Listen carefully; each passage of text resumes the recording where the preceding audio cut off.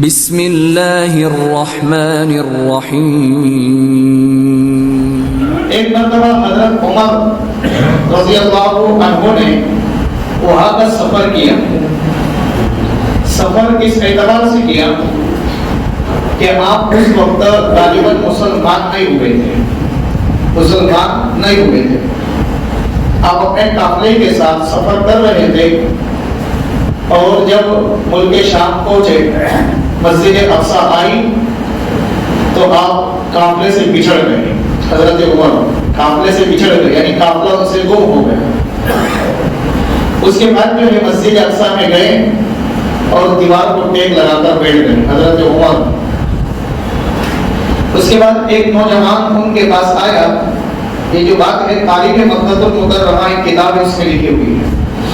ایک نوجوان آیا، بنی عدی کا تھا، اور اس نے آ کر حضرت عمر رضی اللہ عنہ کا احترام کیا اور فرمایا کہ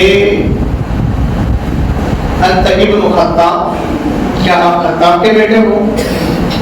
فرمایا نام، انا ابن خطاب، میں خطاب کا بیٹا ہوں۔ پھر اس کے بعد اس نوجوان نے حضرت عمر سے درخواست کی کہ اے ابن خطاب، آپ میرے گھر کی دعوت قبول کیجیے، میرے گھر کی دعوت آپ قبول کیجیے۔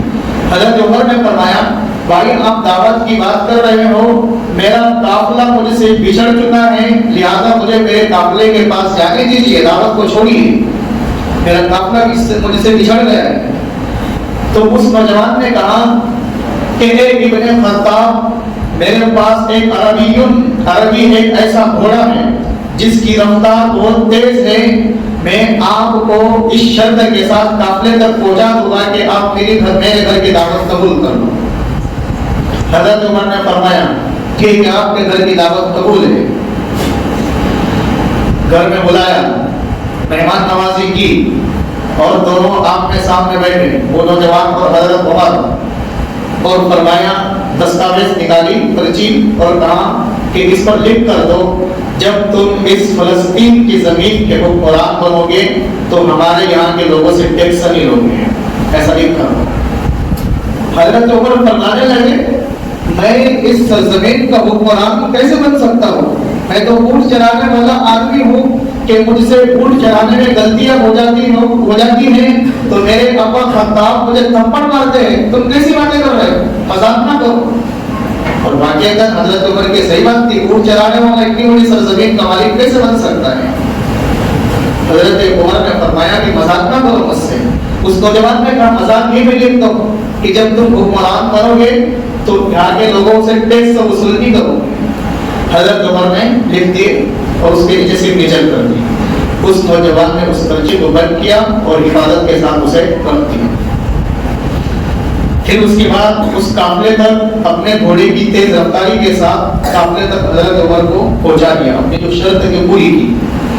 اس کے بعد پھر حضرت عمر اپنے قافلے پاس پہنچے، جو کام کے لیے تجارت کے لیے گئے ہوئے تھے واپس آئے، اور حضرت عمر رضی اللہ عنہ اس وقت مسلمان غالباً نہیں ہوئے تھے۔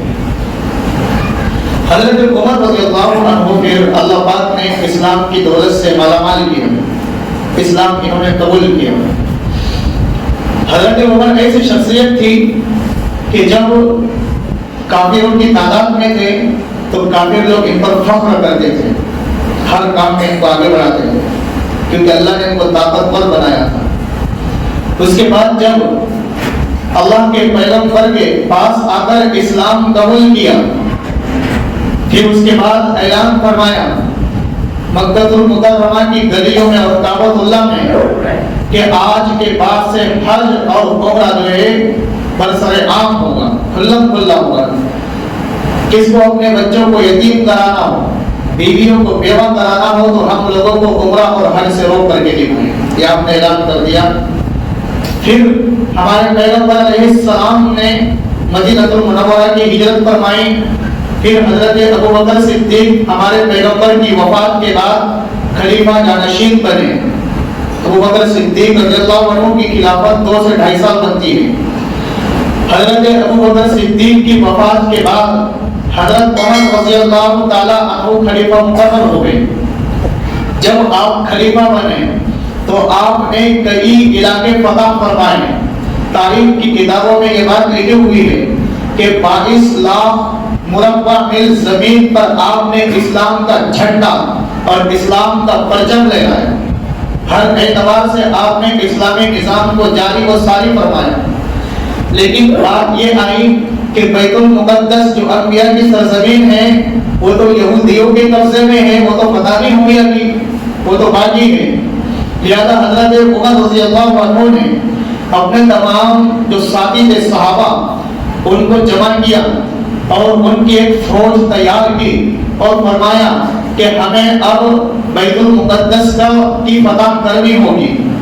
وہاں جا کر ان یہودیوں سے جنگ کر کر بیت المقدس کو ہم نے ہمارے قبضے میں لینا ہوگا. آپ نے اپنی فوج وہاں بھیج دی.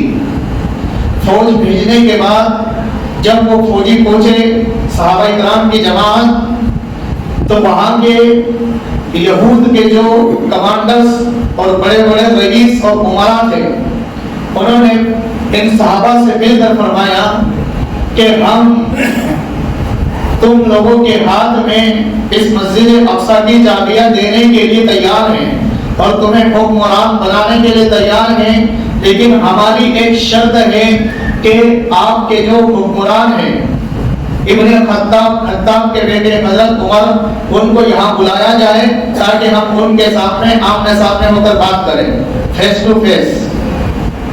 صحابہ نے منظور کر لیا, ٹھیک ہے.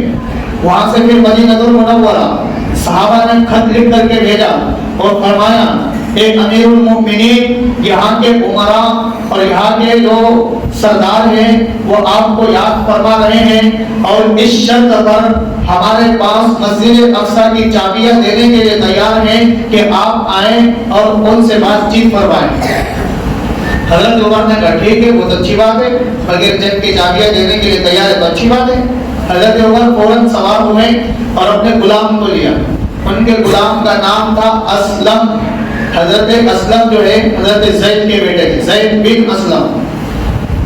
دونوں آقا اور غلام سوار ہوئے. حضرت عمر نے فرمایا بھائی اسلم, ہماری سواری کا طریقہ یہ ہوگا کہ کچھ کلومیٹر آپ سواری پر بیٹھو گے اور میں نیچے چلوں گا, اور کچھ کلومیٹر میں بیٹھوں گا آپ نیچے چلو گے, یہ ایسا طے ہوگا. حضرت عمر کا انصاف, وقت کے امیر المؤمنین ہیں, حکمران ہیں. پھر اس کے بعد جو ہے ایسے ہی ہوا. لیکن جب مسجد اقصی اور بیت المقدس پہنچنے کا وقت آیا تو بیٹھنے کی باری ان کے غلام کی تھی. اسلم ان کے غلام کی باری تھی بیٹھنے کی. غلام نے کہا کہ اے امیر المؤمنین, مجھے ندامت محسوس ہو رہی ہے کہ میں سواری پر بیٹھوں اور آپ نیچے چلیں, آپ اوپر آ جائیے میں نیچے چلتا ہوں. حضرت عمر نے فرمایا کہ عمر کے یہاں نا انصافی نہیں ہوتی, عمر انصاف کو قائم کرنے والا ہے. قیامت کے دن آپ میرا کو کیا جواب دے گا کہ باری غلام کی تھی اور بیٹھا تو تھا. حضرت عمر نے فرمایا کہ باری آپ کی ہے, بیٹھے کی بھی آپ, اور میرے نیچے چلنے کی باری چلو گا میں نیچے. وہ کسان کے غلام نے, لیکن حضرت عمر نے کہا یہ ناانصافی ہو جائے گی مجھ سے.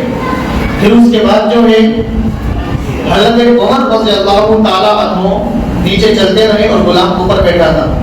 جب ان یہودیوں نے دیکھا کہ حضرت عمر جیسا شخص نیچے چل رہا ہے, فرمایا کہ ایک نشانی ہم کو نظر آ گئی. وہ تورات اور انجیل کے عالم تھے. تورات اور انجیل میں انہوں نے پڑھ رکھا تھا کہ ایک زمانہ آئے گا جو دوسرا خلیفہ بھی ہوگا اور ان کا نام عمر بن خطاب ہوگا, بیت المقدس کے وہ حکمران بنے گا. ایسا ہمیں پڑھ رکھا تھا. ان کی نشانی یہ ہوگی کہ وہ جب اس بیت المقدس میں داخل ہو گئے ان کا غلام بیٹھا ہوگا, وہ نیچے چل رہے ہوئے. ایسی ان میں نشانیاں تورات انجیل میں پڑھی ہوئی تھی. اس کے بعد جو ہے حضرت عمر پہنچے بیت المقدس. آپ کی ملاقات جب حکمران سے ہوئی, وہاں کے یہودیوں سے ہوئی, عمراء سے ہوئی, تو پھر وہ حکمران جو تھے وہاں کے عمراء اور سردار وہ پہنچے حضرت عمر سے ملاقات کے لیے اور اپنے گھر پر ان کو لے کر گئے. پھر اس کے بعد حضرت عمر رضی اللہ تعالیٰ عنہ مسجد اقصی میں جس جگہ پر پہلے آئے تھے، بہت سالوں پہلے اسلام بھی قبول نہیں کیا تھا، تو جس جگہ پر پہلے ٹیپ لگا کر بیٹھے تھے وہی جگہ پر بیٹھے اور سوچنے لگے کہ شاید میں بہت سال پہلے اس ملک میں آیا ہوں، پہلے آئے تھے، سوچنے لگے ایسا، اور فرمانے لگے شاید اسی دیوار پر میں ٹیپ لگا کر بیٹھا تھا۔ اس کے بعد جو ہے ایک بوڑھا شخص آیا دو نوجوان کا سہارا لیتے ہوئے اور فرمانے لگا انت ابن خطاب، کیا آپ خطاب کے بیٹے ہو؟ حضرت عمر نے فرمایا کہ یہ آواز مجھے جانی پہچانی لگ رہی ہے، میں نے کہیں یہ آواز سنا تھا، یہ آواز میرے کان میں سنائی دی تھی۔ فرمایا جی ہاں میں خطاب کا بیٹا ہوں۔ پھر فرمانے لگے کہ آپ یہاں آئے تھے؟ حضرت عمر نے فرمایا جی ہاں میں آیا تھا۔ پھر حضرت عمر سے اس بوڑھے نے کہا کہ آپ میرے ساتھ چلیے، ہم دونوں روم میں بیٹھ کر بات چیت کرتے ہیں۔ وہ بوڑھا وہی ہے جس نے حضرت عمر کی جوانی کی عمر میں دعوت کی تھی، اب بوڑھا ہو گیا ہے، وہ بوڑھا وہی ہے۔ اور فرمانے لگا چلیے آپ میرے گھر پر آئیے۔ حضرت عمر گھر میں پہنچے اور فرمایا کہ شاید آج سے چند سال پہلے یا بہت زمانہ پہلے اس گھر میں آیا تھا، مجھے میرا یہ گھر جانا پہچانا لگ رہا ہے۔ فرمایا اس بوڑھے نے جی ہاں آپ جب اس ملک میں داخل ہوئے تھے میں نے آپ کی مہمان نوازی کی تھی، یہ گھر وہی ہے۔